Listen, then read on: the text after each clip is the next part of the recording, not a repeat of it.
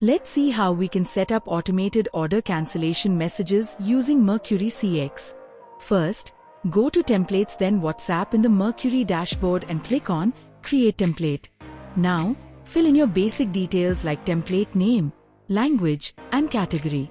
In the body of the message, write something like, "Hi John, your order ID 123 has been successfully cancelled." Use variables to personalize, like customer name and order ID. Next, add a contact support button to let customers call support directly with one click in case of accidental cancellation. Preview the template before clicking on Create Template. Once your WhatsApp template gets approved by Meta, then go to the automation section. Click on Create Automation. Select Order Cancelled as automation type and WhatsApp as the channel. Then, choose the order cancellation template and click on Create Automation. Want us to help you get started? Scan the QR code to book a free demo with us.